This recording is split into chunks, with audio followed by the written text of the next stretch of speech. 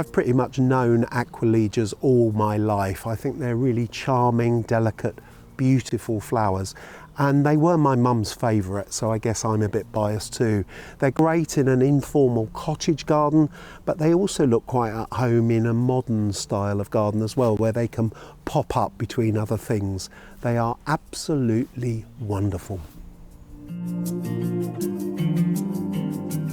When it comes to the conditions that Aquilegias like to grow in, they love precisely where I am now, semi-shade, bit of light shade underneath a tree, or even part shade, perhaps at the foot of a fence where they'll get sun for part of the day and then shade for part of the day.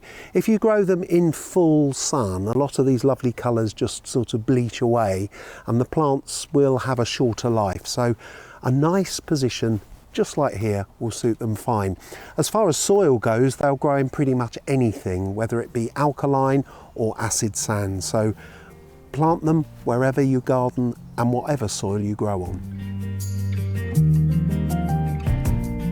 Now, in common with many other garden plants, when these are in full flower in the garden centres, that's the most tempting time to buy them. And actually during May, when they appear in garden centres and nurseries, that's not a bad time to plant them. But personally, I like to plant them a bit earlier in the year, so probably in around about March time, so that they can get their roots down while the soil is still moist and grow away nice and strongly. Alternatively, you could plant them in the autumn and let them get their roots established in the run up to the winter.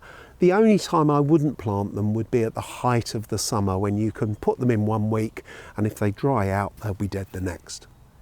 Aquilegias are available to buy in a range of different sizes. You can find quite large pots like this, 1 litre, 1.5 or 2 litre pots full of lovely, well-established plant. But to be honest, I quite like to buy them when they're small and young and compact. These are some that I've grown from seed myself, but you can find similar sized plants in garden centres. And the great thing about these is that you can find a little space to plant them between other things, and they'll settle in, get their roots growing right down into the soil and really well established before they put on too much top growth. If you buy a big plant and expect it to survive after planting, the plant can suffer quite badly, so small is best.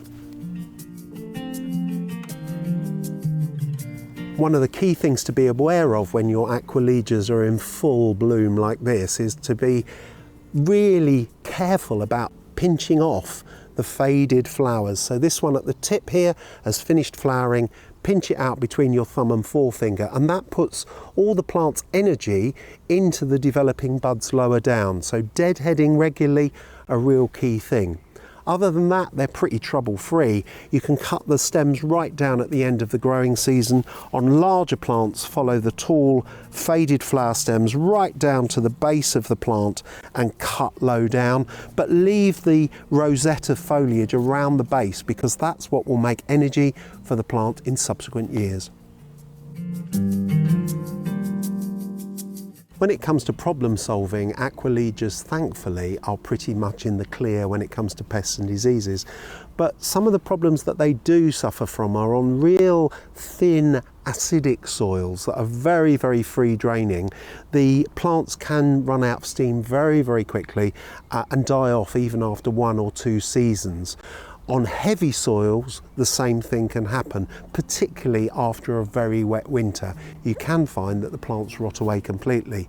So the answer is put plenty of organic matter into the planting hole when you put them in the first place. As far as different varieties go, really the old tried and tested varieties are some of the best. So when you find seed, you'll probably find McKenna long-spurred hybrid seed, which is really easy to grow and germinates very reliably in a range of different colours. There are also the Nora Barlow types, and this particular plant here has got some flowers on this part of the plant which are very typical of Nora Barlow. Really beautifully petalled, lots of double petals, and these are available to buy in a range of different colours: blues, reds, pinks and whites. And then there are also the more dwarf alpine types as well. So there's a variety or a species of Aquilegia called Aquilegia flabellata, and this has been used to breed some short compact forms like this one, which is absolutely delightful with these beautiful cobalty blue flowers and the beautiful creamy centre. So look out for those dwarf hybrids as well as the tall ones too. Now, almost as charming as the flowers of these lovely Aquilegias are the seed heads. They have a really lovely pod with different lobes on the sides, and once the flowers fade, those pods start to form very, very quickly.